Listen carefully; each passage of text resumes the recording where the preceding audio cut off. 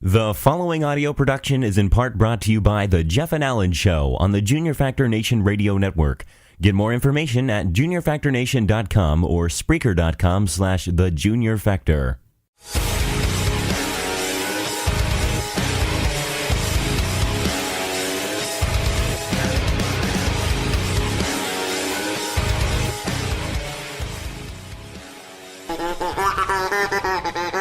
We're not quacking around here. It's the Jeff and Alan Show. Welcome back. How are you? I hope you're doing well. Now we're going to talk about something else, another animal. We're not going to be talking about no ducks here. We are not quacking around, like I said earlier. We are going to be serious about this topic. We're going to talk about rhinos. And I saw a post from a friend of mine on Facebook calling Rand Paul a rhino. Now, I'm not going to name this person because I like this person. We don't agree on everything, but I still like to talk to this person. I like being friends with this person. But they call Rand Paul a rhino. And they called another friend of mine, Kyle Winner, here on The Nation, a rhino as well, if in a way. Because possible presidential candidate Senator Rand Paul, Republican from Kentucky, is telling Republicans to, yes, lighten up, soften up on some social issues. And here's why. According to CNN, Ted Cruz versus Rand Paul, a GOP road to nowhere. They're saying that there's a road to nowhere, and I agree. Because we have two different groups of people in the Republican Party trying to fight for the same, if you will, the same prize, the same goal as president. And what we're going to do is we're just going to shoot ourselves in the foot if we cannot agree on something known as social issues. I think everybody agrees, for the most part, on how we should affect foreign policy. Now, Rand's dad, Ron, he was kind of a nut job when it came to foreign policy. But his fiscal responsibility, that was pretty on point. Everybody kind of agrees here in the Republican Party on fiscal responsibility. Okay? Social issues were kind of 50-50, more like, I'm going to say 80-20, more like. And all the other issues, I think for like foreign, I think it's like 90-10, with Ron Paul being at like the 10% and everyone else not saying, what the heck, Ron? But everyone else kind of agrees, for the most part, on all three issues, but a couple of people. And I'm one of those couple when it comes to social issues. And so is Alan, for the most part. So I'm not exactly sure, but I hear all the time, social issue, social issue, social issue, social issue, financial issue, social, foreign policy, financial, social. Why does it constantly need to be social after social after social issue? Especially when it comes to the LGBT community. We talked about this last week, but I guess it doesn't really go into these people's heads, and there's multitudes of them. There are a whole bunch of people that are like, yeah, right over their head. Because either they don't listen to the show, or they just don't comprehend the fact of what me and Alan are saying, especially me. Because Alan's kind of like, sit back, don't argue with fellow Republicans on these issues. But these people are saying Rand is, how do I say, a rhino.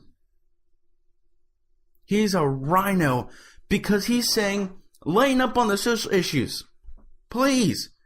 And I'm going to tell you, I completely agree with Mr. Rand Paul on this issue. We're not saying this. And there's a huge difference between what people are hearing and what he's saying. What he is saying is lighten the frick up on the three main key issues in social problems. I can tell you LGBT is the top one, immigration is another, and there's the drug war. Those three. Those are the only three that I ever hear about on some of these people's mouths or on their Facebook posts. Lighten the freak up. Our nation is going to hell, and what we're talking about is if two dudes or two chicks can get married. I understand it goes against your religion, and that's a whole debate in and of itself. But what really matters is not, hey, Billy and Jackson want to get married, should we stop them or not? When really, if you're a Republican, you should say, who gives a crap? Why is the government stepping in and getting involved in marriage? Now, you can also say, hey, they can't get married because it's against the church. And I would have to agree with that too. But what we cannot do is we cannot allow Democrats to come in between us, different Republicans here, and what we're doing. For instance, me and Alan will have to agree on this whole financial issue. We're going to have to. If we plan on defeating the Democrats in November, we are going to have to stop this pitter-patter, stupid little social issue argument. And we're going to have to sit down and figure out what we can defeat the Democrats on. Right now, it's not social issues. It's not really foreign, because everybody really agrees on foreign for the most part. We have to focus on financial situations. You've got to. If you don't, we're going to lose again. Because what we're doing is we're like, no, talk about social issues. No, talk about domestic issues. Talk about foreign issues. Let's talk about something we agree on. Let's not throw stones, throw freaking satans or roadblocks at other Republicans. I'm saying we should vote Republicans in that you agree with. Conservatives, I would have. So we're not voting for, let's say, the lesser of two evils. We're going to vote for the Republican of which, the conservative of which we agree with. That's what I would like. In a perfect world. But listen, I'm going to put some salt in your game here. We're not living in a perfect world. We're not. We're not living in a world where, hey, everyone in here is a true conservative and everyone agrees everything. Because that's not how a democracy, a republic democracy, works. I know it's kind of, ooh. People are going after Rand Paul for saying this. We need to lighten up on these social issues. Because if we don't, people, listen up. If we don't stop playing a little tiny game with the other Republicans in this party of other conservatives, if we stop doing this, we can win the election. I guarantee you we can win the election hands down if we stop worrying about freaking gay marriage. If we stop worrying about freaking drug laws. If we stop worrying about these things, we could win this election. But if we don't want to win the election, we could just throw punches at each other until one of us falls apart. And the only thing that almost every conservative believes in is financial responsibility. So why the heck are people making a living, making an entire career, making a Facebook status about gay marriage, gun laws, even immigration, which almost everybody agrees in immigration, but those two really, why are we going after each other? Why are we going to war against the Republican Party when it's not necessary? It's not. You know who we're against? We're against tyranny here. We're not against Republicans here in this nation. Yes, there are some people who say that they're conservatives and we should vote them the heck out. But when it comes to the election of the presidency in the midterms, listen, we need conservatives in, yes. But we do not need to throw stones at other Republicans, no. And if we do that, We are going to hinder our policy. We're going to hinder our entire agreeance on how the heck we're going to run this country. Because if you can't agree in election time, you're never going to agree when it comes down to when it needs to be done. And I hate listening to Republicans arguing with each other. You should agree with me because you're a Republican. You should agree with me because you're a Republican. And they have differing opinions. Stop going to war against each other. And start going to war against tyranny. Because this nation is undefeatable until we defeat ourselves. People, listen. The reason America will fall, like Rome and like all the other nations, is because of the people that govern it.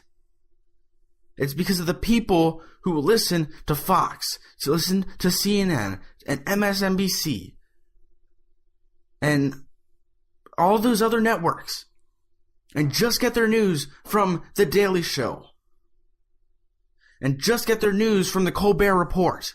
They're not educated, one, and they're going to war, two, against each other. Stop it. Do I need to rub your nose in it? Do I need to remind you of the 2008, the 2010, the 2012, and now probably the 2014 election? How many times do we have to go through this before we freaking learn that we will never win an election with fighting against ourselves? The Republican Party is not going to give up on having quite a few people who do believe in traditional marriage, but the Republican Party also has to find a place for young people and others who don't want to agree with us on that issue.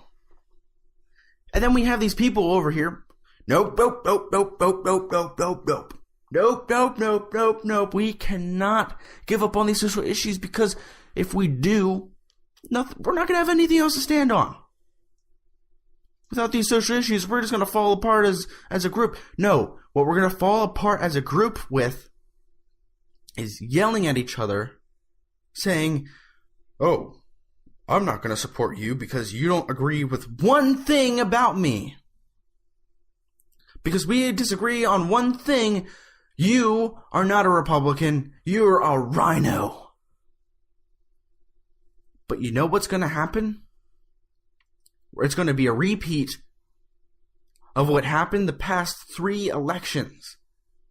We are going to lose until we pick up what we have differences and we realize that we're not going to agree on every single issue. So this is what I want to leave the show with. Stop with the complaining and the bickering back and forth, saying, nah, we don't agree with you, you're a rhino.